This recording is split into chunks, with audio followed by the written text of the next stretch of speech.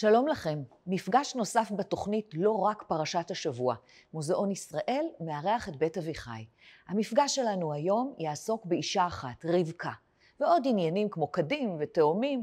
במפגש היום יהיו איתנו עוד שתי נשים, הרבה דליה מרקס, פרופסור לליטורגיה, וגלית בנט דהן, אוצרת האומנות הקלאסית במוזיאון.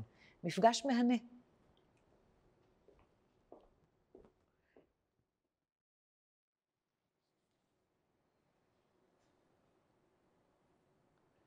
שלום רב וחודש טוב, ברוכים הבאים ללימוד החדש שלנו, ללימוד הנוסף שלנו על פרשת תולדות. בית אביחי מתארח במוזיאון ישראל. תודה רבה לכל האנשים והנשים הטובות שהביאו אותנו עד הלום, דניאלה, סמדר, שחר, תמר, נטע, שניר, קרן ובת חן, ותודה מיוחדת לך, גלית, וגם מזל טוב, יום הולדתך. שלום רב. אנחנו ממשיכות בסדרה המיוחדת שלנו שבה אנחנו פוגשות את נשות בראשית, והיום בפרשת תולדות, הפרשה השישית בספר בראשית, אנחנו נפגוש את רבקה, את הדמות היוצאת הדופן הזאת שהיא אימנו השנייה, רבקה. את יודעת, אחד הדברים הנחמדים בלימוד של ספר בראשית זה שהכל חדש, איך אומרים? מהשקיות, חדש חדש. יש לנו בריאת העולם, האדם הראשון, הזוג הראשון, הילדים הראשונים, הברית הראשונה, הבכי הראשון, הכל ראשון. וגם בפרשה שלנו, וכל מה שקשור לרבקה שמתחיל עוד בפרשה הקודמת, יש הרבה דברים שהם פעם ראשונה. רבקה היא האישה הראשונה בעולם שנולדת. נשים בתנ"ך לא נוהגות להיוולד, אנחנו פתאום פוגשות אותה. רבקה היא הראשונה שנולדת, ואנחנו מלוות אותה לאורך חייה. נשים גם לא כל כך נוטות למות, אנחנו מלוות אותה לאורך חייה באירועים רבים של חייה. רבקה היא חלק מהאהבה הראשונה בעולם, יש לנו האהבה הראשונה בתולדות העולם, יש לנו הזוג המונוגמי הראשון והיחיד מבין האבות והאימהות שלנו. רבקה היא הדרשנית הראשונה, רבקה היא הפילוסופית, ההוגה הראשונה, רבקה היא אישה שנבחרת ובוחרת. יש מאמר יפה של פרופסור יעל אשל, שהיא קוראת לה מאמר בחירתה של רבקה. וזה דו משמעי. רבקה גם נבחרת, ותכף נראה איך היא נבחרת, והיא גם בוחרת. גלית, ספרי לי איפה אנחנו. אז אנחנו נמצאים במוזיאון ישראל, בגלריה לארכיאולוגיה קלאסית. הגלריה הזו מחולקת לשני חלקים שמתחברים זה לזה. החלק הראשון הוא העולם היווני, מדובר על פריטים מיוון העתיקה, בעיקר מאתונה. פריטים מלפני 3,000 שנה עד המאה השלישית לפני הספירה בערך, ופריטים נוספים מאיטליה, בעיקר מדרום איטליה, תרבויות עתיקות שהרבה מהם חפפו לתרבויות היווניות. זאת אומרת, היוונים נסעו לאיטליה, גם היו מלחמות פלופונסיות, אז היו מעברים, ולכן אנחנו לא תמיד מפרידים את התרבות, כי יוונים גרו גם בדרום איטליה, הייתה מושבה שנקראת מגנה גרקיה, ולכן אנחנו רואים את אותה התרבות בעצם באזור של דרום איטליה וסיציליה. כן, סיציליה, אנחנו מכירים את ארכימדס שמגיע משם, בעצם סיציליה היא יותר יוונית מיוון הרבה פעמים, ולכן כל המכלול הזה אנחנו מסתכלים עליו כבעצם תרבות אחת, כאשר באיטליה כמובן מתפתחים אחר כך לכיבושים הרומיים ורפובליקה ותרבויות נוספות. חלק קטן של הגלריה מראה את התרבות ההלניסטית, שזה כיבושים של אלכסנדר מוקדון. מה שעשה אלכסנדר מוקדון לקח את התרבות היוונית ובעצם הפיץ אותה בכל המקומות שהוא כבש. אז אנחנו יכולים להכיר את זה בכל מיני וריאציות, את התרבות הזאת. כן, איך היא פגשה את התרבויות המקומיות? איך היא פוגשת תרבות, איך היא עושה אדפטציה לדתות המקומיות, היו מקומות יותר עם סובלנות דתית, אז אפשר לראות באמת את ההשפעות, אפשר לראות את היוונים באפריקה, או אם אנחנו רואים את סוגי הריהוט, את סוגי הקרמיקה. כן, הגלריה ברובה, כמו שאנחנו רואים, משופעת בכלים קרמיים, אז משם אנחנו באמת דולים את רוב הסיפורים שלנו, אבל יש גם פריטים כמובן מברונזה, חפצי אוכל, חפצי קבורה, באמת גלריה שאפשר ללמוד ממנה את כל סיפור החיים בעת העתיקה. גם התקופה אולי שסיפורי התנ"ך מדברים עליה, אפשר לעשות השלכות, כי בעצם העולם העתיק הוא העולם העתיק, והמנהגים והתרבויות, הרבה פעמים אנחנו כן רואים חפיפה בין התרבויות. איזה כיף, אני מחכה ללמוד עוד. את יודעת, אנחנו שומעים על רבקה בשלב מאוד מאוד לא צפוי. ממש אחרי עקדת יצחק, הסיפור הדרמטי הזה של עקדת יצחק. יצחק ניצל ממוות בידי אביו, אחרי שהקדוש ברוך הוא מנסה אותו, ויהי אחרי הדברים האלה, נאמר כאן, זה מאוד דומה להתחלה של עקדת יצחק, ששם נאמר, ויהי אחר הדברים האלה, ויוגד לאברהם, הנה ילדה מילכה גם היא בנים לנחור אחיך, אחיינים. ואז אנחנו מקבלים רשימה של 8 ילדים של מילכה שילדה לנחור, והאחרון ביניהם הוא בתואל, ואחר כך עוד 4 ילדים שילדה פילגשו של נחור, ששמה ראומה. 12 ילדים בסך הכל, נכון? 12 ילדים זה מספר שאנחנו מכירות אותו היטב. הבן הקטן של מילכה ונחור נקרא בתואל, וכאן נאמר משהו מיוחד. על הדור הבא אנחנו לא שומעים דבר, לא שומעים שום דבר על אחד הצאצאים של ילדיו של נחור, מלבד זה שנאמר לנו, ובתואל ילד את רבקה. מה, 12 ילדים, אנחנו לא שומעים על שום צאצא שלהם, רק על רבקה? כבר יש לנו כאן איזושהי התרמה, איזושהי עדות לכך שרבקה היא איזו דמות נבחרת, דמות שהסיפור התמקד בה.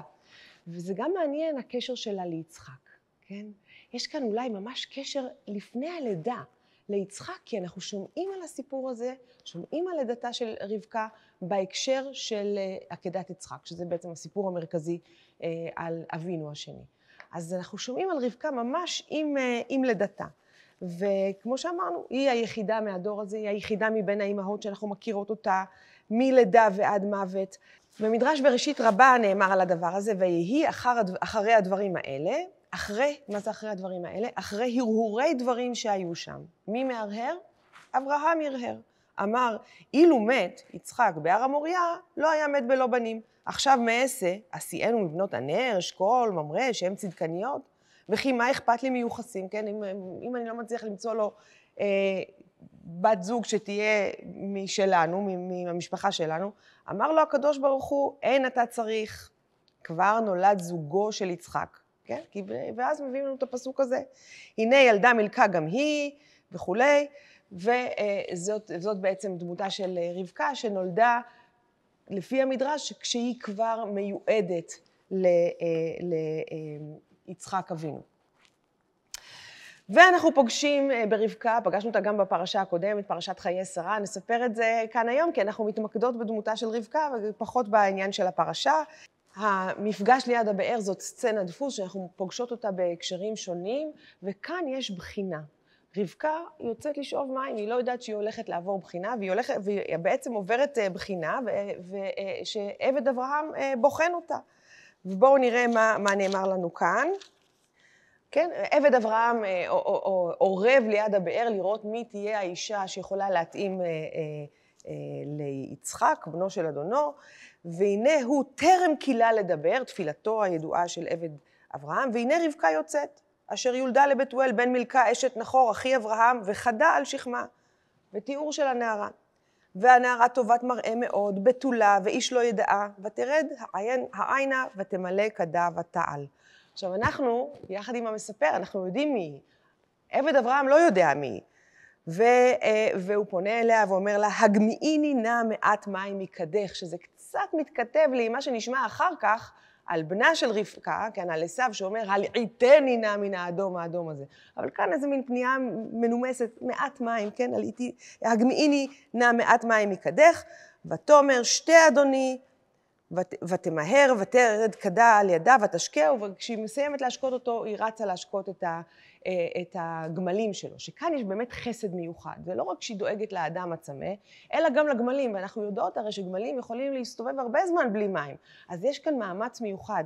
עכשיו, בת כמה הייתה רבקה? אנחנו לא יודעות את זה לפי התורה, לפי מסורת אחת היא הייתה ילדה קטנה מאוד, בת 3, היא נישאה שהייתה בת 3, ולפי מסורת אחרת היא הייתה בת 14, יש לנו תערוכה אחרת כרגע במוזיאון, ילדה קלה אישה על נישואי בנות בקהילות ישראל השונות, שזה נושא בפני עצמו, אבל אנחנו לא באמת יודעות לפי התורה בת כמה הייתה רבקה, אבל תשימי לב לאיזה קדחתנות יש בעשייה שלה, כן? ותמהר ותרד כדה על ידה ותשקהו ותחל להשקותו ותאמר גם לגמליך אשאב עד אם כאילו לשתות, ותמהר ותער כדה אל השוקת ותרוץ עוד אל הבאר לשאוב ותשאב לכל גמליו, והאיש משתאה לה, כן, האיש לא מבין מה קורה, זו ילדה שרצה וכל כך מתפקדת ועושה דברים, והוא כנראה מבין מיד שהיא המיועדת שלו. וכבר אמרנו, רבקה היא האימא היחידה שהועמדה בניסיון, כן, היא הועמדה בניסיון, ממש כמו אברהם אבינו, תכף נראה את הקשר המיוחד בין רבקה ובין אברהם אבינו, חמיה, והיא עומדת בניסיון בהצלחה רבה.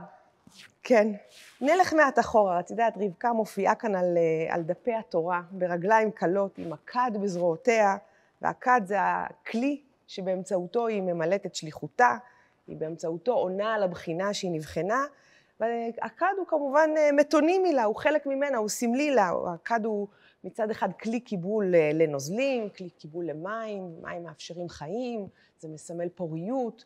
הכד אולי גם דומה לרחם של האימא, ומסמל את הרחם, אבל בה בשעה, השתייה מן הכד יכולה לסמל התעברות. יש השיר הידוע ששרה אותו שושנה דמארי, חיבר אותו אברהם חלפי ומרדכי זעירה, הלחין אותו, ראיתיך עם כד צמוד אל השפתיים, ואני יושב על משלתי בדד, את בצימונך שתית ממנו מים, הוי חבל חבל שגם אני אינני כד. כלומר, הכד הוא גם הסמל האישה וסמל ההתעברות ולפוריות, אבל גם סמל לאיזושהי הפריה של האישה. יש מסביבי הרבה מאוד קדים, גלית. מה את יכולה לספר לנו, מה את יכולה ללמד אותנו על קדים? קודם כל, כשמגיעים לגלריות של יוון, רומא, או יוון יותר נכון בכל העולם, לאן שתלכי, את תראי תמיד קדים, שדה של קדים. ותמיד אומרים, מה, זה כל מה שנשאר בעצם מהתקופה הזאת, קדים? אז הרבה פעמים כן, מכיוון שבהרבה מקומות ציורי קיר לא נשארו ביוון. בפומפיי כן, יש לנו ציורי קדים, וזו תקופה מאוחרת יותר, תקופה הרומית. והרבה פעמים אנחנו לומדים את כל הסיפורים בעצם מהקדים, כי הקדים היווניים הם לא סתם קדים, הם קדים מצוירים, מאוירים. ועליהם אפשר למצוא את כל הסצנות שאפשר לחלום עליהם. אם זה סצנות מיתולוגיות, אם זה סצנות מתוך התיאטרון, אם זה גיבורים ואלים וחיי יום אפילו, ותיאורים של ילדים. אז בעצם הקדים, מי שהולך ומתעמק בכל הקדים, כשיש שדה של קדים זה קצת מעייף אמנם, אז הרבה פעמים הגלריה תהיה מחולקת לפי נושאים שונים שיכוונו אותנו. אז קודם כל דיברת על קורות חייה של רבקה, מלידה עד מוות למשל, יש ציוני דרך פה, אז גם בגלריה פה למשל אפשר לראות פינה למשל של ילדים בנושא של הלידה, ואחר כך נוער שמתבטא בנושא של האולימפיאדה, שזה חלק מהחינוך של הבית היווני. וכמובן פינה שעוסקת במוות. הצורות של הקדים, ואני מאוד מתחברת לנושא הזה שאמרת, הנושא הרחמי, הנושא הנשי, הרבה פעמים אנחנו באמת מסתכלים, למשל הכלי שנמצא מאחורינו, כלי שהוא מכונה אמפורה, זה השם היווני שלו, היא לא סחבה את זה, בטוח רבקה לא סחבה דבר כזה. הייתה כזאת גיבורה. יכול להיות, עם כל ההיפראקטיביות, זה יכול להיות שגם הרימה, בכל זאת להשקות גמל, גמל לא שותה לגימה, אלא גמל שותה. אז, אבל זו דוגמה קלאסית, בגלל שהיא גדולה, ואפשר לראות את הכלי הזה, יש בכל מיני גדלים, יש בגלריה המון אמפורות. מה זה אמפורה? אמפורה זה כלי קיבול ליין, ובוא נסתכל עליו בעצם, לראות איך הוא בנוי. זאת נקראת אמפורת צוואר. צוואר מזכיר לנו חלקי גוף. זאת אומרת, יש לה צוואר לאמפורה, יש את הבטן. אמפורה שהיא יותר עגלגלה, זאת אומרת, הצוואר יותר מתאחד עם הבטן, נקרא לה אמפורת בטן, יש לה ידיות שמזכירות ידיים, ופה שהוא פייה. אז אפשר באמת להסתכל על זה, זה כלי קיבול לנוזלים, יש לו מבנה של גוף של אישה, ואפשר להגיד שהחלק הזה הוא חלק רחמי. ואם אנחנו מסתכלים על הקיבול שלו, שזה נוזלים, יכול להיות יין, יכול להיות מים, אז אפשר להגיד שאולי זה מסמל את המים שהם חיים, או מבנה האישה שיכולה ללדת, מי השפיר, כל מיני דברים כאלה שנאמרו המון תיאוריות על הצורות של הקדים. יש לנו גם שימושים שונים לקדים האלה. האמפורה באמת זה יהיה כלי ליין, שהאמפורה יותר קטנה, יש לנו כאן אמפורה מיוחדת עם מכסה למשל, שזה נדיר יותר, כי המכסים לא שורדים. ויש את האמפורה הזאת, שהיא, אפשר לקרוא לה בצורה אמפורה, אבל זה כלי שהוא פיתוס, הוא כלי גדול, שאנחנו רואים את הבסיס שלו, היה מעוגן בתוך האדמה, וזה היה כלי לאגירה של דברים יבשים יותר, כמו תמרים, לא בדיוק, לח. וכדי לשמור עליו בצורה כמה שיותר טובה, תקעו אותו בתוך חדר מחסן למשל, ושמו אותו בתוך האדמה. קירור. משהו כזה, כן, לשמור על קירור, לא הקפאה, לא היה דבר כזה, אבל זה הדבר הכי קר שאפשר לשמור עליו. אפשר היה לשים זיתים, אפשר לשים גרגירי תבואה, וכלי כזה גדול. לא נראה לי כל כך נוח, אחר כך את צריכה ללכת מי שגר בבית שיש לו כלי כזה מפואר, כי אין הרבה כאלה מאותרים, אז יש לו אנשים שעושים את העבודה. אל תשכח שגם הכלי היה הרבה פעמים קבור בחציו באדמה, אז היה קצת יותר קל להגיע אליו, הוא יכול להכיל המון אוכל, ובדרך כלל זה היה במחסנים, היו אוגרים את המזון, כדי שכשיש חוסר, ואנחנו גם מכירים את זה מהמקרא, אתה יכול ללכת למחסנים ולהוציא את המזון. הכלים המעניינים באמת הם הכלים ליין והכלים למים וכלי המשתה. שם יש לנו מגוון עצום של כלים, מכיוון שכשבעל הבית היה מזמין אנשים למשתה, הוא היה רוצה להראות את העושר שיש לו. אז היה כלי ליין והיה כלי למים. כי את היין ביוון לא שתו נקי, שתו אותו מהול במים. כי כשהזמינו אנשים לערב מיוחד, לדבר על פילוסופיה ולדבר על מתמטיקה ולדבר על מחזאות, אתה לא רוצה שאנשים ישתכרו תוך רבע שעה, אלא אתה רוצה שהם יישארו. ולכן מהלו. היווני תמיד שותה יין מהול. הברברי, שהוא לא יווני, שהוא לא חי ביוון, שותה יין לא מהול. ולכן הוא משתכר, למרות שגם היוונים השתכרו כשהם שתו כמויות. אז המארח היה מביא את הכלי ליין, האמפורה, מביא כלי למים, שיש לנו כלי נהדר בתצוגה שהוא הידריה, היידרו, זה מים, אז זה השם של הכלי. הוא כלי מיוחד כי יש לו 2 ידיות בצדדים ועוד ידית אחת מאחור. ובכלי הזה, המתואר פה בגלריה, יש לנו גם את שימוש הכלי, כי על הכלי מתוארת ילדה, נערה, לא בת 3, אבל אולי בת 14, שעל ראשה נמצא הכלי. זאת אומרת, אחרי שאיבת המים מהבאר, היא הניחה את הכלי על הראש שלה. ומולה, האלה דמטר מחזיקה את הכלי ביד. איך היו משתמשים בכלי הזה? למה יש לו 3 ידיות? 2 ידיות באמת להחזיק ולהרים אותו מעל הראש, וידית נוספת לקשור את החבל, להכניס את זה לבאר ולהוציא. זאת אומרת, הכלים לא סתם מה שנקרא מהונדסים, אלא הם יש ממש אגרונומיה כאן. נכון, יש ממש מה שנקרא עיצוב כזה, שנותן את האפשרות של השימוש בכלי בצורה נכונה. זה לא רק קישוטי, אלא יש פונקציה לכלי. כלים נוספים זה הגביעים. אז יש קיליקס שהוא גביע רחב מאוד, וגם בפנים הוא היה מאותר, כדי שמי ששותה יוכל ליהנות מהעיטור. יש סקיפוסים שזה כוסות, כן? וגם עליהם הרבה פעמים יהיו עיטורים. זאת אומרת, חגיגה של ממש של מגוון כלים, מצקות למזוג, כלים למזיגה.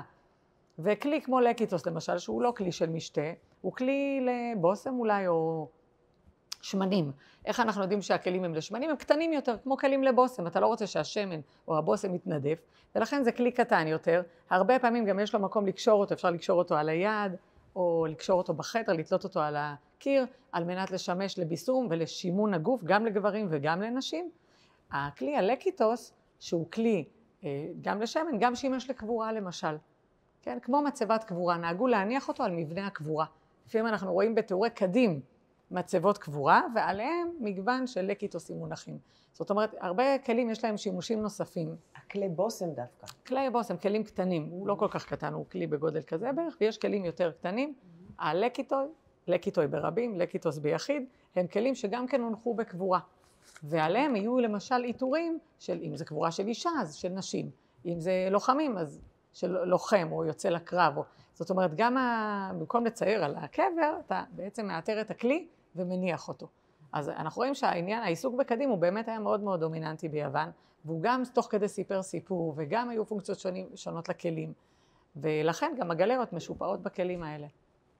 זה מדהים כשאת מספרת על זה. אנחנו כבר נפגשנו פה במפגש קודם, וכל מה שאת אומרת עכשיו חדש, את נפגש גם עם פרופסור שנען בסדרה הקודמת. פרופסור שנען היה כאן בשבוע שעבר, הוא גם יהיה בשבוע הבא, וכל פעם את פותחת לנו עוד חלונות חדשים, ממש שווה לבקר כאן אצלך בגלריה. תודה רבה לך על זה. בואי נדבר קצת באמת על המפגש הזה של רבקה עם העבד, אבל לפני כן באמת עוד מילה אחת על הקדים. יש מאמר מעניין מאוד של נורית כנען קדר, שהיא מראה כיצד הדימוי הזה של נערה וכד מופיע המון באומנות הישראלית או בטיפוגרפיה הישראלית בשנים הראשונות של קיומה של מדינת ישראל. אגב, נערות יהודיות וערביות כאחד. זה ממש דימוי שככה מרפרר גם לאומנות האירופאית הקדומה, וגם איזה משהו ככה מקומי, מזרח תיכוני. זה מין ממש סמל של הנערה והכד. רבקה, אותה נערה, אנחנו שומעים עליה שהיא הייתה מאוד יפה, והשם שלה גם קצת מרמז, רבקה ממרבק, כן, מרבק זה עגל מפותם, ואגב, וזה אולי עדות לכך שהייתה קצת שמנמנה ומלאת בשר, מה שמלמד אותנו על אידיאל היופי בעולם הקדום. זה גם די אופייני לקרוא לנשים בשמות של בעלי חיים. 3 מתוך 4 אמהות שלנו קשורות לצאן, כן? יש לנו את רבקה, שזה ממרבק, לאה ורחל, רחלת צאן, ובכלל זה נושא לשיחה אחרת, שמות של נשים ובעלי חיים. יעל, דבורה, חולדה, זה לא מעט כאלה יש. אם כן, מה אני עושה הערת אזהרה, אנחנו לא נידרש כאן לפרשנות המאוד נועזת על מה שקרה אולי בין רבקה ובין עבד אברהם בדרך לכנען. כן? מי שרוצה או רוצה לקרוא על כך יכול להידרש לספרם הנפלא והקלאסי של פרופסור אביגדור שינן ופרופסור יאיר זקוביץ', לא כך כתוב בתנ"ך. אנחנו נלך על המתכונת היותר צנועה, נקרא לזה אולי, כן? אז מתונה, כן? אז כמו שראינו קודם, באמת יש 13 פעלים בארבעה פסוקים של מה שרבקה עושה, היא כל כך קדחתנית. היא כל כך קדחתנית. רבקה היא גם הראשונה בתולדות העולם, ואולי היחידה ששואלים את פיה מה היא רוצה לעשות, כן? ויקראו לרבקה ויאמרו אליה, התלכי עם האיש הזה? ותאמר, אלך, כן? אלך. עכשיו, מה זה האלך הזה? עם מה זה מדבר לנו? מה זה מזכיר לנו האלך הזה?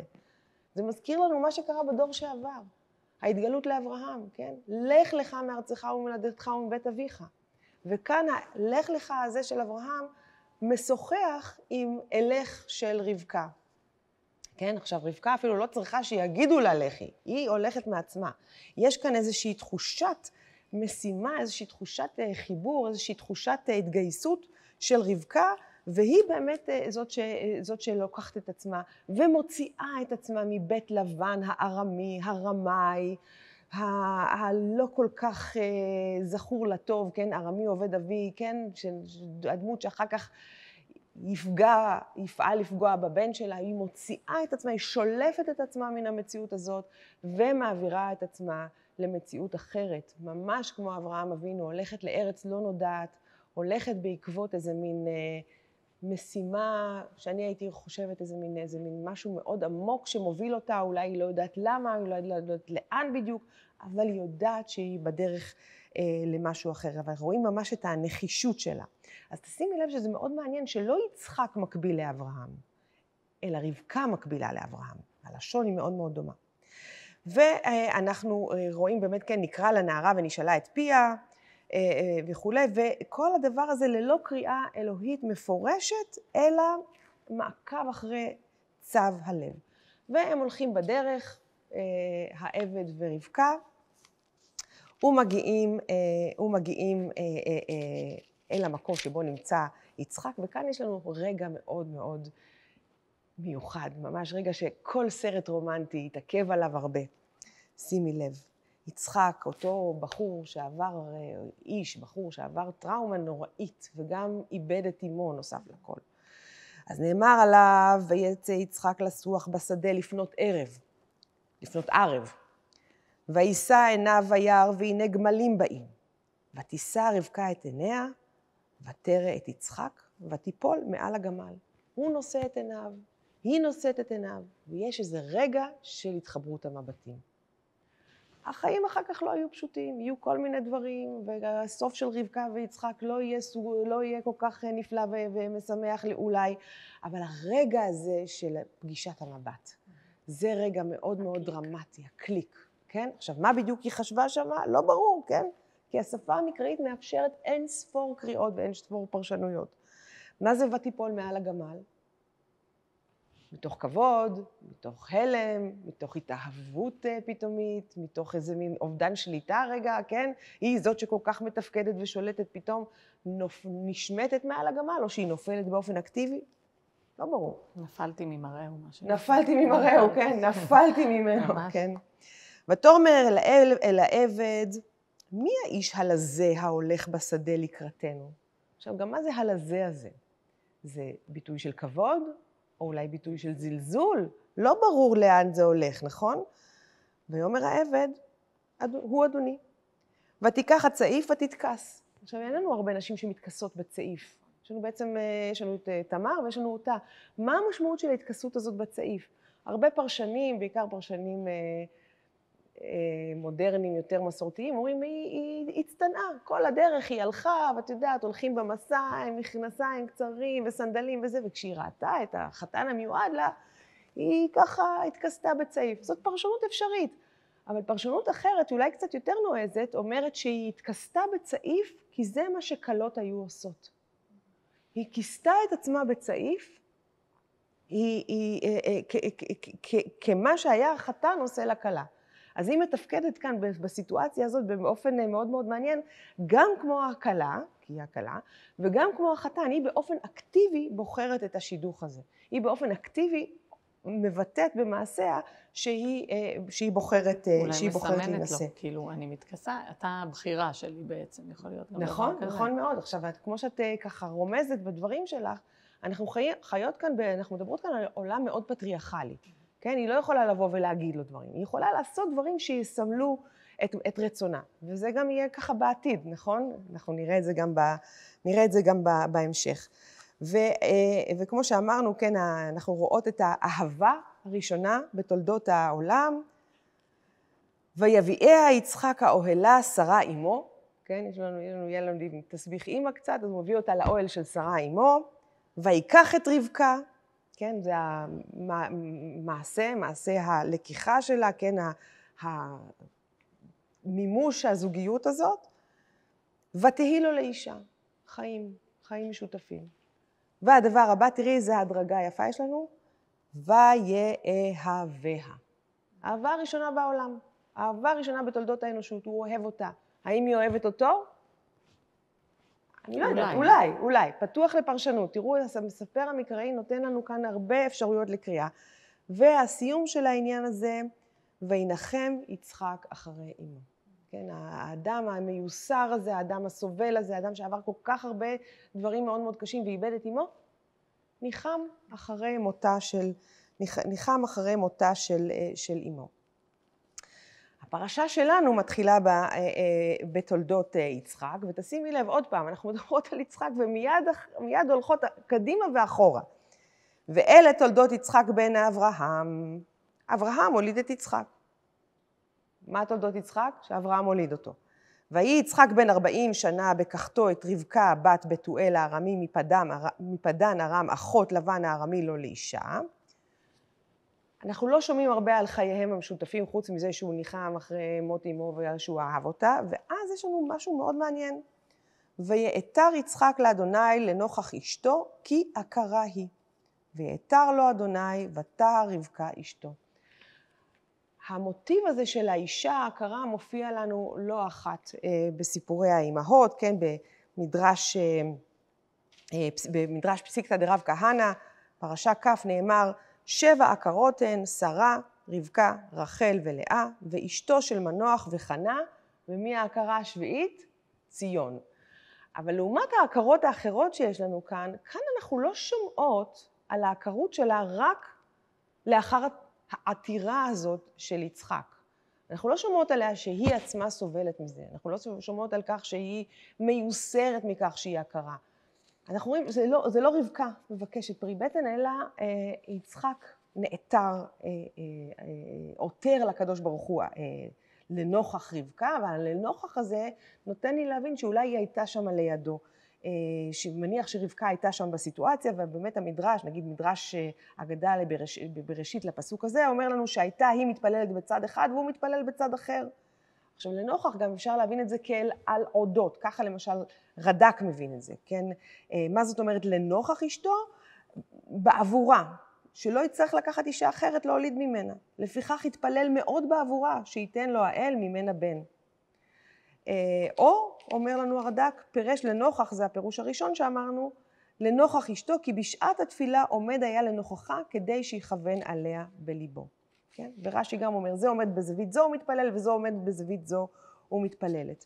ובאמת הם מקבלים הריון, וההיריון הזה הוא הריון מאוד מאוד קשה, מאוד לא שגרתי, לא ברור לנו מה קורה כאן, והתרוצצו הבנים בקרבה, ותאמר אם כן, למה זה אנוכי?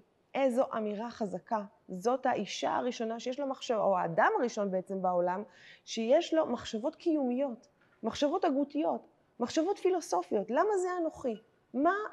מי אני? מה אני? למה אני כאן? למה אני בתוך הסיטואציה הזאת? למה הדברים האלה קורים לי בכלל?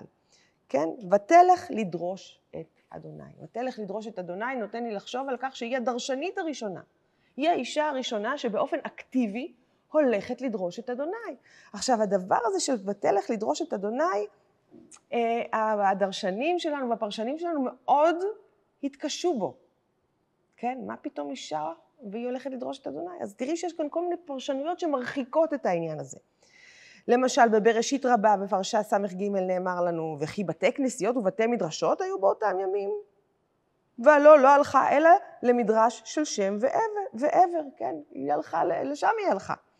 אלא ללמדך שכל מי שהוא מקביל פני זקן, כמקביל פני שכינה. ובמדרש שכל טוב, שזה מהמאה ה-12, נאמר לנו, מה זאת אומרת לדרוש את אדוני? לבקש רחמים על העובר, ואף על פי שאברהם קיים, הלכה אצל זקנים. עוד פעם ללמדך שכל המקבל פני זקן שבדור, כאילו מקבל פני שכינה. ורש"י אומר, הלכה לבית מדרשו של שם, ומדרש בכור שור, פירוש בכור שור אומר, הלכה על פי נביאים, וחזקוני, שהיה פרשן צרפתי, מהמאה ה-13, הלכה לדרוש בנביאים שהיו באותו זמן. מה זה העניין הזה? את רואה שיש כאן איזשהו מאמץ אקטיבי להתחמק מהעובדה שהיא באמת הלכה לדרוש את אדוני. מה זה? זה תפילה, זה פנייה, מה הולך כאן? אבל יש כאן קשר אישי בינה ובין הקדוש ברוך הוא, כן? ואז הקדוש ברוך הוא אומר לה, כן? הוא אומר לה ישירות, עוד פעם, לא ליצחק. יצחק הוא זה שנעתר, הוא זה שמתפלל, הוא זה שמבקש, אבל הקדוש ברוך הוא עונה לה, הוא נותן לה נבואה. אני רוצה לשמוע ממך, אם יש לך מה לספר לי כאן על נבואה בעולם שאת מתעסקת איתו, שני גויים בבטנך ושני לאומים מאייך ייפרדו, ולאום מלאום יאמץ, ורב יעבוד צעיר. זה דרשה, זה נבואה מאוד חזקה, מאוד עוצמתית, אבל מה היא בעצם אומרת? היא לא כל כך ברורה. זה מין אמירה כזאת קצת עמומה, שמשאירה לרבקה לפרש אותה. ואז באמת נולדים הילדים, אבא אוהב את תאומים, אבא אוהב את עשיו, אמא אוהבת את יעקב, ונמשיך מכאן. אבל מה יש לך לספר לנו? קודם כל הדברים שאמרת, אז אני מנסה לחשוב על כל מיני הקבלות וכל מיני דברים דומים, והתרוצצו המחשבות בראשי, מה שנקרא. לא מלשון ריצוץ, אני מקווה. לא, זה מה שבראש, אבל גם אצלה זה לא נראה לי, פשוט חוויית התאומים הזאת היא כנראה הייתה מוזרה, כמו שזה נראה, וגם מדהים שהם מתארים את חוויית ההיריון, שלא מתוארת במקומות אחרים, ואני מנסה לחשוב גם על העניין הנבואי שיש כאן, גם על זה, קודם כל שהיא הולכת לדרוש, והשאלות שהפרשנים מעלים, זה הם מחפשים איזשהו מבנה שהיא צריכה לדרוש בו, כאילו היא לא יכולה לצאת לדרוש בעצמה בחלל הפתוח, זו גם שאלה כאילו שעולה מכאן, ושאני מנסה להתחבר על זה, גם ביוון היו מקדשים. וכשהולכים לדרוש במקדשי, אז הולכים למקום של המקדש של האל. וברוב התיאורים שאנחנו רואים, גם בספרות, אנחנו רואים שהולכים למקדש. לא רק שהולכים למקדש, גם נותנים איזה מנחה, ושם הולכים להתפלל לאל או לבקש כל מיני דברים. והמקדשים חולקו בצורה כזאת לפי נושאים, למשל האל אסקלפיוס היה אחראי על הרפואה. אז אתה הולך למקדש רפואה, ואתה נותן איזשהו פריט, למשל זה יכול להיות איזה מולד כזה של אוזן או עין ולתת במקדש כדי לבקש על רפואה, אבל אתה באמת הולך למבנה. רגע, לא הבנתי, מה זאת אומרת מולד? משהו ווטיב כזה, חתיכת חמר שבצורת אוזן, למשל היא מעוצבת, אם כואבת לך האוזן. אם כואבת האוזן. אתה שם במקדש. אבל אתה הולך עם איזושהי מנחה, אתה נותן איזשהו משהו ואתה הולך למקדש, אתה באמת הולך למקום ציון. לכן זה מאוד מתחבר לי התפיסה הזאת, כי זה לא היה מקובל ללכת לשדות, אולי כמו שעושים היום החסידים המודרניים. כמו שעשה יצחק, שיצא לסוח בשדה. ואולי זה כן יכול היה להיות, אבל זה כאילו נורא מפריע לפרשנים. וכשאני מתחברת לזה ממקום של יוון, וגם לנבואה, אז כן, יש מקדשים שמתעסקים בנבואה. למשל המקדש בדלפי, שם הייתה יושבת האורקל, שזו מה שנקרא האורקל, זה היום נקרא הנביאה, השם האורקל, היא הייתה פיתיה, הייתה סוג של נביאה כהנת כזאת, שהייתה נמצאת בתוך המקדש, ולפי התיאורים הספרותיים, היא הייתה מתנבאת שם. ומתוך האדמה יצא איזשהו עשן או משהו כזה, ולידה היו כהנים. בספרות מוזכר המון הנושא הזה של ללכת לשאול את האורקל, על כל דבר הלכו לשאול. קודם כל זאת הייתה אישה. איך את מסבירה? יש המון, דווקא גם בגלל שמעמד הנשים, ותכף אני אפרט עליו, הוא היה קצת שונה, אבל אפשר למצוא את הנושא של נשים החזקות שם, והפיתיה הייתה אישה שמתנבאת, אבל מי שהיה מתרגם את המלמולים שהיא הייתה ממלמלת זה גברים. אז הם יכלו גם למסור אינפורמציה, לא ברור בדיוק מה, גם היא לא הייתה ברורה, זאת אומרת, זה היה פרשנות כזו שהיו מעבירים את זה לאדם שהיה מגיע למקדש, כדי לדרוש לדעתה של הפיתיה על כל מיני נושאים. בין היתר, על לידות, על פוריות, על בחירת בנות זוג, על ניצחונות במלחמות, כל דבר היו הולכים לפיתייה הזאת שהייתה מתנבאת, היא הייתה יושבת על טריפוד, זה מה שמתואר, טריפוד זה כיסא בעל 3 רגליים, טרייפוד, והמקדש, כל האזור הזה הוקדש לאל אפולו, שהוא אל הנבואה, הוא נחשב לאל הנבואה. למשל, יש לנו מטבע באוסף שאפשר לראות מצד אחד את האל אפולו, שהוא אל מאוד מאוד יפה, הוא תמיד בתואר, יפה תואר, ואגב הייתה לו תאומה. הם שני אלים, הם אפולו וארתמיס, שארתמיס היא הייתה אלת הציד והחיות, ואפולו היה אל הנגינה, בדיוק אל הנגינה הקלאסית. אני לא יודעת אמא שלהם את מי אהבה יותר, אבל הייתה אחת יותר פעילה, דווקא זו האישה, היא הייתה גם ציידת וגם אלת החיות, הייתה מסתובבת עם סמלה קצרה של ציידים, בצדה, ואפולו היה אל המוזיקה הקלאסית, אבל שניהם היו די אכזריים, הזוג הזה. כן? הרבה פעמים לא היה כדאי להתעסק עם האלים הללו, והוא חלק מתחם בדלפי עם האל דיוניסוס, שגם הוא אל די פרוע. אל היין. אל היין. ובעצם באזור הזה הוא גם נחשב אל שהוא אל הנבואה. כן? הוא גם אביו של אסקלפיוס, אל הרפואה, שאולי זה גם דברים שמתחברים ביחד, ולשם היו מגיעים. נשים שהיו מגיעות לפיתיה, אנחנו לא מכירים הרבה, יש מעט נשים שמגיעות, ובכלל התרבות הזו הייתה מאוד מאוד גברית. כמו שפה אמרת, התרבות היוונית היא תרבות פטריארכלית. כשאנחנו מדברים על דמוקרטיה ביוון למשל, אז לנשים אין זכות בחירה. זה לא כזה תמוה, כי יש גם מדינות באירופה שעד אמצע המאה ה-20 לא הייתה שם זכות בחירה. אבל ביוון למשל נשים לא נכללו. הן היו נמצאות בתוך הבית הרבה פעמים. הן לא היו משתתפות למשל באירועים ציבוריים, כמו ללכת לתיאטרון, או להשתתף בכלל כשחקניות בתיאטרון. אין שחקניות נשים בתיאטרון. יש גברים מחופשים לנשים. וככה ההפקה מתבצעת, אבל כן יש להם מקום כדמויות מפתח בתוך האגדה ובתוך התיאטרון ובתוך המחזאות. בתרבות בכלל. בתרבות בכלל הן מאוד חזקות, זאת אומרת אם יש לנו דמות כמו מדעה, שאוריפידס כותב על האישה מאוד חזקה ודעתנית, היא קיבלה התקף קנאה בבעלה שבגד בה ורצחה את הילדים, ואז היא מתארת ממש את החיים בתוך הבית ובתוך החברה היוונית, כמה שהיא חברה פטריארכלית וכמה שאישה צריכה לדבוק בגבר, והיא צריכה בעצם לצאת מהבית של האבא.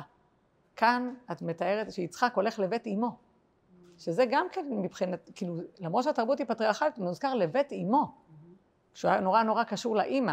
ביוון היא קשורה לאבא, והיא גם לא יוצאת לרחוב לבד. אני לא יודעת אם רבקה יצאה עם עקדים לבד, לפי מה שמתואר, אבל סביר להניח שהיא יוצאת עם בנות לוויה, או עם גבר הרבה פעמים, ואם אין לה אב, אז יש לה אח. ואז היא הולכת לבית בעלה, ושם היא בעצם הופכת להיות האישה שלו, כאשר את הנדוניה שהיא מקבלת, מעבירים לבן זוג שלה. זאת אומרת, אין לה זכויות על שום דבר, התפקיד שלה באמת להיות נשואה, אגב, נישואים מונוגמיים, זאת אומרת, גם כן לגבר, הם לא היו נישואים פוליגמיים, זאת אומרת, גבר היה לוקח אישה אחת ביוון, אבל היו לו מאהבים ומאהבות, גם גברים, בעיקר גברים וגם נשים, או מאהבות או הטיירות, שזה עוד מעמד נשי של פרוצות, מה שנקרא בעת העתיקה, שדווקא להם כן היה מעמד, הם למדו לקרוא ולכתוב, כי הם היו עסוקות בלשעשע את הגברים. הם היו צריכות להיות נשים משכילות, אז יש כל מיני מעמדות. אבל האישה ההגונה היא של אבא שלה, או של אחיה, או של בעלה, ואם הוא מת, או שהיא מתגרשת, היא חוזרת לבית אביה. זאת אומרת, היא לא נשארת לבד אף פעם. אין לה איזושהי דעה משלה. היא אף פעם לא עצמאית. היא לא עצמאית, כן. יש אירועים מסוימים שאליהם היא מוזמנת. כמו יש חג הנשים, חג הטסמופוריה, שאנחנו מכירים את זה ממחזאות של אריסטופנס למשל, ויש לנו גם... ליזיסטרטה. נכון, חג הנשים או ליזיסטרטה, ששם יש גם נאומים מאוד יפים על נשים. אבל שם יש מרד של נשים. יש מרד של נשים, זה מרד סקס. כן, אולי זה הכוח היחיד שנשאר לה שם, למרות שהוא הולך החוצה, אבל בגדול זה כנראה הרתיע המרד הזה. רגע, אבל צריכה עכשיו לספר, כי כולנו במתח. מה זה מרד סקס? מתוך הדברים, הם פשוט אומרות, המנהיגה שלהם אומרת, מעכשיו אנחנו לא נותנות להם לגעת בנו ולא להציץ עלינו. כי אולי זה גם מה שהגברים בעצם רוצים מאיתנו, חוץ מלהביא ילדים, זה ההנאה שיש להם מאיתנו בבית. ואנחנו לא ניתן את זה, כי אנחנו עושות הרבה יותר, כי אנחנו שוות הרבה יותר, כי יש לנו כוח לדבר. ובמחזה של קומדיה, למשל, שהיה מוצג ביוון, ישבו בדרך כלל נבחרי העם. ובמחזאות הזאת, בהצגות האלה, היה קצת יותר חופש. זאת אומרת, אתה יכול לפנות למישהו בשם שלו. פשוט הם עמדו השחקנים גברים, מחופשים לנשים, מדברים טקסטים של נשים, ואומרים את כל מה שקורה עם הנשים. כל המעמד שלהם החברתי, איך בעצם מפלים אותם לרעה. אז אפשר ללמוד משם, מתוך הגבר שכותב בעצם את המחזה, על המעמד הזה. אפשר ללמוד איך גבר ראה את המעמד הזה. היום היינו קוראים לזה הסגברה, לא? מנספליינינג. נכון, מצד שני... מדברים בשם נשים. נכון, מצד שני, נגיד, לעומת הסופר המקראי שלפעמים מסנן לנו דברים ומדגיש דברים אחרים, במחזה מדע ובמחזה חג הנשים, אנחנו רואים דברים שבאמת אפשר להזדהות איתם, גם כנשים מודרניות, על המצוקה, על התסכול. זאת אומרת, המחזאי, אוריפידס למשל, שהוא טרגדיקן, זה טרגי, המחזה הוא טרגי, הוא עושה, רצחה את הבנים בתוך תסכול, הוא מדבר על קנאה, הוא מדבר על אהבה, מאוד מזכיר את מה שקורה פה, פתאום נפתח פה איזה צוהר לרגשות של האישה. אז גם אם גבר כותב את זה, הוא היה מאוד מאוד מאוד מחובר, אוריפידס נענש גם על זה. כל מיני דברים שחלקו קצת על התרבות ועל האלים, הוא הוגלה בסוף. הוא סיים את חייו במקדוניה, בגלל שהוא העז לדבר. חתרני מדי. מאוד חתרני. ומאיפה היה לו לשמוע? זו גם שאלה. כי למשל נשים לא השתתפו באירועים חברתיים, לא השתתפו בסימפוזיון. אז איפה הוא נפגש עם הנשים האלה?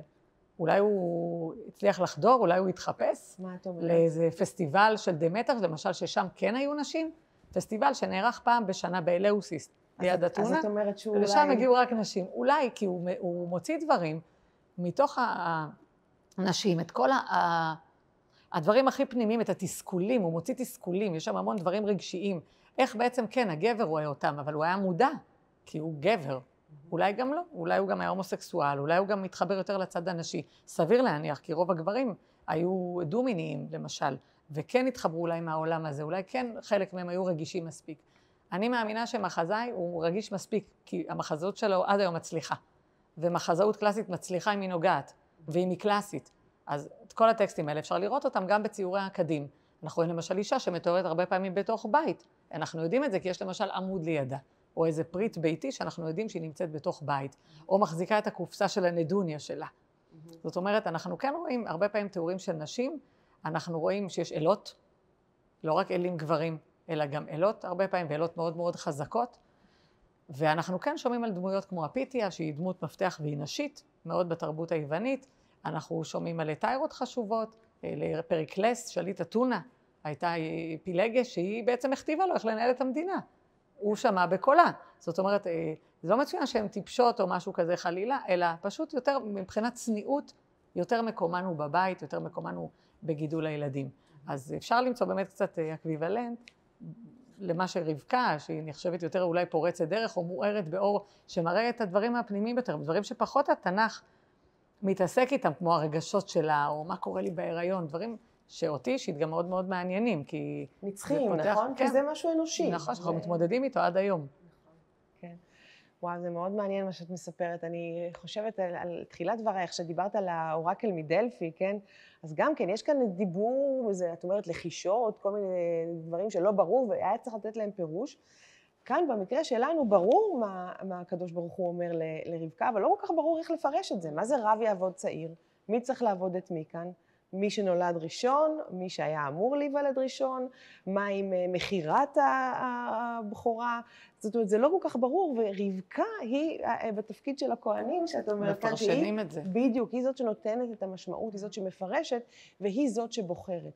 עכשיו, יש כאן באמת סיפור שהוא קשה, אנחנו לא יכולות להתחמק מזה, שתינו אימהות, ואני חושבת שגם הרבה מהצופים שלנו הורים, זה קשה, יש הרבה דרמות משפחתיות, ויש לנו כאן אימא שמעדיפה בן אחד, קוראת לו בני, היא אף פעם לא מתייחסת בעצם לעשיו, אחד על אחד, כן, בגוף שני, ויש לנו כאן אבא שאוהב את הבן השני, מוסבר לנו למה יצחק אוהב את עשיו, כי ציד בפיו, לא מוסבר לנו למה רבקה אוהבת דווקא את יעקב. וזאת באמת שאלה מעניינת, למה רבקה אוהבת את יעקב? האם רבקה באמת ניחנה כאן באיזושהי תחושה, באיזושהי יכולת נבואית להבין שכאן באמת יקבע הדור, כאן באמת יש את ההמשך, זה באמת הבן שממנו יהיה איזה ניצוץ אלוהי, ממנו באמת יכול להיות המשך, יש כאן איזה משהו שהוא מעבר למציאות היומיומית. עכשיו תראי, אני באופן אישי נורא צר לי על עשיו. התורה לא מגנה אותו. הוא איש ארצי כזה, מין דובי, שעיר, אדום, אוהב ציד, מין איש שטח כזה. מסוכס, כן. כן.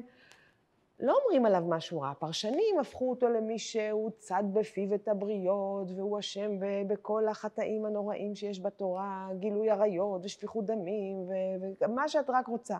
אבל זה לא נאמר בתורה, ההפך, הוא דווקא בן אדם מתחשב, שהוא רואה שההורים שלו לא מרוצים מהאנשים שהוא לקח, הוא לוקח נשים אחרות, הוא דואג לאבא שלו. הוא לא דמות שלילית, אבל זה כמובן נושא אחר. מה שכאן רציתי ככה לפתוח לנו איזשהו פתח להערכה של מה שרבקה עשתה. וכמובן לכך שהיא בחרה את יעקב, ועזרה ליעקב, בעצם הנחתה את יעקב, הובילה את יעקב, שגם הוא מתנהג כאן קצת כמו נעבך, למצב שבו הוא גונב מאביו את הבכורה. כן, יש לנו כאן באמת מתח מעניין בין ראייה ובין עיוורון, וגם אצלך במחזות אני חושבת שזה מאוד מאוד פעיל. האם העיוורון של יצחק הוא רק עיוורון פיזי, אלא או גם עיוורון רוחני, עיוורון אינטלקטואלי, והחדות הראייה הזאת של רבקה, האם זאת רק ראייה פיזית או גם משהו מעבר לזה? באמת היו פרשנים שונים וגם חוקרים שונים שהעריכו באופן שונה את המעשה הזה של רבקה, שהיא בעצם הונתה גבר זקן וחסר אונים. האם זה מעשה נורא והיום? חלק מבעלי ביקורת המקרא, שהייתה כאן אולי אפילו נימה אנטישמית קלה, מאוד גינו את גונקל למשל, מאוד גינה את רבקה. אבל את יודעת, בתורה לא תמיד הרמאות זה דבר שלילי, נכון? תמר רימתה את יהודה, המילדות רימו את פרעה. רמאות כשלעצמה זה לא דבר שלילי, תלוי מה עומד מאחוריה. נכון. נכון. ואליעזר שווייד אומר לנו כאן, אליעזר שווייד המנוח, מתורת יהודה זה היה המעשה שהיה עליה לעשות. אילו החמיצה אותו, היה נגרם עוול גדול הרבה יותר, שהיה בבחינת מעוות שאי אפשר לתקן. במעשה התרמית היא הצילה את אישה קצר הרעות מן החטא החמור הזה, ובזה גם לה עמו חסד. ואני רוצה להביא בפנייך פירוש מאוד מעניין ומאוד חתרני, הייתי אומרת, של הסיפור שלנו מתוך ספר היובלים. זה ספר חיצוני שנכתב בסוף המאה השנייה לפני הספירה, ושם נאמר שאברהם אבינו, לא פחות ולא יותר, אברהם אבינו הוא זה שפונה לרבקה, לא ליצחק, והוא בעצם זה שבוחר את יעקב. כן? זאת לא רבקה, אלא הוא בעצם בוחר את יעקב, ונאמר כאן, ויאמר אליה ביתי, שמרי את בני את יעקב, כי הוא יהיה תחתי בארץ, לברכה בבני אדם, ולכל זרע שם לתהילה. כי ידעתי כי בו יבחר אדוני לו לעם סגולה מכל העמים אשר על פני האדמה. והנה יצחק בני אהב את עשיו מיעקב, ואני ראיתיך כי אהבת צדק, כלומר אהבת אותו בצדק, אהבת את יעקב. הרבי עוד היטב לו, והיו עינייך עליו לאהבה, כי הוא יהיה לי לברכה בארץ, מעתה ועד כלות כל דורות העולם. תחזקנה ידייך, ושמחי בבנך ביעקב, כי אותו אהבתי מאוד מכל בניי עד עולם. יתברך כן שמי בו ויהי זרעו מלוא כל הארץ, והוא ממשיך, ובעצם אברהם מבין שאין טעם לדבר עם יצחק. הוא לא מנסה אפילו לדבר עם יצחק, הוא ישר פונה ליעקב, בהמשך הוא מברך את יעקב, ואחר כך אני חושבת הוא בעצם מאמץ את רבקה, הדבר הכי מרגש כאן זה הברכה שרבקה עצמה נותנת לבנה ליעקב, ונאמר כאן, ואני חושבת שזה אחד הקטעים הכי יפים בכל הספר כולו, ובעת ההיא ירד רוח הקודש בפיה, ותסמוך את שתי ידיה על ראש יעקב, ותאמר, יעקב מספר לה לפני כן שהוא נמנע מלשאת אישה, כי הוא פחד לשאת נשים מבנות הארץ, והוא כבר חיכה לגיל 60 ומשהו, ואז היא כל כך מתרגשת מהדבר הזה, והיא מברכת אותו. ברוך אתה אדוני צדק ואלוהי העולמים, וברך אותך, בני, מכל דורות האדם, ונתן לך בני דרך צדק, ולזרעך יפתח צדק, והרבה בניך בחייך, והיו למספר ירחי השנה, 12 ילדים, ובניהם ירבו ויגדלו מכוכבי השמיים, חלום יוסף, כן, יש לנו הרבה רפרורים לעניין הזה, ומכל הים ירב מספרם. עוד פעם, הברכה של אברהם ליעקב, שימי לב כמה ספר היובלים שם את כל הקלפים בידיים של רבקה, וכל זה בתמיכתו של אברהם. כן, אז את ממש רואה שאברהם ורבקה עושים יד אחת כדי לקדם את יעקב. וזה קצת אולי מנקה את רבקה מאיזו העדפה הורית, אלא באמת מייחס לה את חוש הנבואה שיש לה. זהו, שרבקה הייתה בעצם נביאה. אז יכול להיות שהיא ידעה דברים שאולי יעקב לא ראה, כי יש פה איזה חוש, יצחק. בעצם יש לה איזשהו חוש נבואי, כמו שהיא רואה, והיא נותנת את הברכה לא סתם, היא נותנת את הברכה שהיא בעצם רואה את העתיד שמתקרב.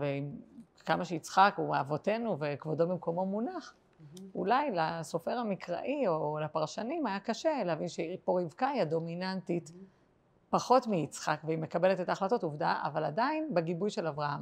זאת אומרת, יש פה גבר עדיין שמגבה אותה. אבל את יודעת מה, אני רק רוצה לקחת צעד אחד אחורה, וכן לתת איזה קרדיט ליחסים האלה, שאולי קצת התקלקלו לאורך השנים. לא רק שיש כאן האהבה הראשונה בתולדות העולם, יש כאן גם המזמותי אהבים הראשונים בעולם, כן? בדרך כלל כשמדובר על יחסי מין, אז ויקח את, או ויבוא אל, או יבוא על, וכאן יש לנו, מסופר לנו שאבימלך ככה משקיף מבעד החלון ורואה את יצחק מצחק את אשתו. והפרשנים מבינים את מצחק עושה אהבה, כן? יש כאן משהו שמאוד מאוד דיאלוגי, משהו מאוד מאוד זוגי, לא רק משהו פונקציונלי. אנושי גם מאוד. מאוד אנושי, לא רק כדי להוליד ולד. אז אמנם באמת התקלקל להם לקראת סוף החיים, אבל אני לא חושבת שזה משהו שצריך להחתים את כל מערכת היחסים המאוד מאוד מיוחדת הזאת. קודם כל ספר יובלים, אני שמחה שהבאת, כי יש לנו את המגילות הגנוזות פה במוזיאון, והמגילות האלה בעצם מראות מגוון ספרות עתיקה, ביניהם ספר יובלים, או ספר מכבים, או ספר חנוך, ספרים שלא נכללו בקאנון, אבל הם כן היו, והם כן נכתבו, ולכן כן אנחנו מתייחסים אליהם, הם פשוט לא נכנסו ל-22 הספרים שבסופו של דבר נכללו בתנ"ך שאנחנו מכירים היום, שכולל 24 ספרים. אז כן צריך לדעתי, כמו שהבאת להתייחס לספר הזה, זה נהדר, כי הוא שופך אור, אולי גם יש סיבות שהוא לא נבחר להיכלל, אולי בגלל שהוא קצת פמיניסטי יותר, ונותן חתרני, אולי נותן במה, והיו שיקולים די שרירותיים, הייתי אומרת, כן איזה ספרים להכניס ואיזה לא. אז לכן הספרות הזו היא מאוד מאוד חשובה, היא גם בת התקופה שאני עוסקת בה, זאת אומרת נגיד 100 שנייה לפני הספירה, 100 שלישית לפני הספירה, זו אותם התקופות שאנחנו מדברים עליהן. יש גם קולות אחרים, נזכיר, יוסף בן מתתיהו למשל אומר בקדמוניות היהודים, שלא היא ותלך לדרוש את אדוני, אלא יצחק הלך. לא יכול להיות שאישה תעשה דבר כזה. אז יש קולות שונים. נכון, אבל אנחנו גם מכירים עוד נשים במקרא שעשו את זה, וזה הולך ונהיה יותר נפוץ. שהאישה מבקשת, בייחוד או נשים עקרות או אחרות, אבל פה היא בעצם מבקשת על הבנים. מדהים אותי לראות שיכול להיות שיצחק כן התפלל על עשיו, ואז היא התפללה על יעקב, בכל זאת תאומים, זאת אומרת, עם כל הורה יש לו את ה... וגם הדימוי, כמו שאמרתי, על התאומים, אפולו וארתמיס, אז יש אחד יותר פרוע אולי, ואיש אדמה ויותר מחובר, שזו הייתה ארתמיס במקרה הזה, יותר ארצית, ויש את הדמות היותר רוחנית, היותר רגועה, היותר מתונה, אולי אחת כזאת שיכולה להוביל ולהנהיג. ואני בטוחה שרבקה, הנביאה, כן ראתה בעיני רוחה איך כל אחד יכול להנהיג. זה לא שהיא אהבה את הילדים פחות. בתור אימא אני יכולה להגיד לך שהילדים הם לא דומים. תודה לאל. ואתה אוהב את כולם באותה מידה, אבל כל דבר יש לו משהו ייחודי יותר, ואולי יצחק באמת אהב את החלק הגברי יותר, את הציד, ושהוא יוצא והוא מביא את התוצר הביתה, והוא דווקא לטובה, שהוא שחום, אולי כי הוא בחוץ כל הזמן. הוא שחום, הוא אדום. אדום מהשמש אולי, לא? אבל משהו כזה, אדמוני או איש שטח יותר. אז כן. גם ביוון, נשים כן היו בבית וגידלו את הילדים ודאגו לחינוך של הילדים. הם היו היורשים בעצם של הבית. גם יש לנו פינה נחמדה של ילדים, אמא וילד. הרבה פעמים זה באמת דמות אמהית והילד, זה פחות האבא. הגרעין המשפחתי הוא אם וילד. הרבה פעמים אנחנו רואים את זה מתרבויות קדומות יותר, שאם וילד הם הגרעין המשפחתי העיקרי. זאת אומרת, כן אנשים מתוארות כאן עם הילדים, או ילדים משחקים, או אפילו יש לנו כאן כלי. בעצם ילד שנולד, האמא הייתה צריכה להעניק אותו, להאכיל אותו, לא תמיד היא גם יכלה. אז יש לנו כלי נחמד, שהוא כלי האכלה לתינוק. התחלתי מכלים, ואנחנו גם נסיים בכלים. כלי האכלה, וגם מבחינה אנטומית, הוא בנוי בגודל כזה בערך, נראה כמו שד. יש לו פייה עליונה שאפשר להחדיר את החלב שנשאב על ידי סחיטה הרבה פעמים בתוך הכלי, והזרבובית, אם אפשר לקרוא, דמוית פטמה. ממש, כאשר יש לנו ציורי קדים שמראים שהילד מחזיק את זה ושותה. ואז רואים עוד פעם סצנות בתוך הבית. בקבוק, שתייה, בקבוק האכלה, השפה היפה זה נקרא. יש גם משחקים לילדים, והאמא תמיד היא שם. היא דואגת לילדים, היא מגדלת אותם, היא מחנכת אותם, היא דואגת לחינוך שלהם. כאשר בגיל יותר מאוחר, 6, 7, 8, הם כבר יוצאים לחינוך. זאת אומרת, הם יוצאים לבתי ספר. ביוון אנחנו יודעים שהיה חינוך, החוגים הנלמדים זה פילוסופיה. לבנים רק, לא? בנים וגם בנות, למשל בספרטה, הם גם למדו אומנויות לחימה והיו ספורטאיות מעולות, אבל לא השתתפו בתחרויות הספורט. זאת אומרת, הם כן למדו. חלק מהדבר היה החינוך הגופני. החינוך הגופני הוא לא רק בא לעשות כושר, כמו שהיום עושים כפיפות בטן ובודי בילדינג, אלא כל הנושא של תזונה נכונה, כן? וכל הנושא של האוכל הנכון, ומה אני אוכל כדי לפתח את הגוף הבריא, והנפש הבריאה זה הספורט. וזה, כל הדברים האלה מגיעים באמת מתוך הבית, מפנים הבית. שם האישה הייתה מאוד מאוד דומיננטית, וכן קיבלה כנראה החלטות. יפה, וכאן אנחנו רואים אישה שלא רק קיבלה החלטות בתוך הבית, אלא גם קיבלה החלטות מחוץ לבית. נבואיות לדורות. וחשבתי אולי ככה ממש לקראת סיום, להביא מדרש מודרני, מדרש חדש, מתוך הספר דרשוני מדרשי נשים, בעריכת ויינגרטן מינץ ותמר ביאלי. ועל המילים, ויעתר יצחק לאדוני לנוכח אשתו כי יקרה היא, כותבת חגית רפל את הדברים הבאים. זה עומד בזווית זו ומתפלל, וזו עומדת בזווית זו ומתפלל, את זה ראינו כבר במדרש הקלאסי ורש"י, אבל כאן נאמר לנו ולא נענו, כי מפורדת תפילתם ואינה נובעת ממעיין אחד. ראה הקדוש ברוך הוא בצערם ופקח את עיניהם. נתייצבו יצחק ורבקה זה מול זה, זה לנוכח אשתו וזו לנוכח אישה. הסירו צעיפיהם, זוכרת שהיא קודם התעטפה בצעיף, ומחיצות לבבם וראו עין בעין.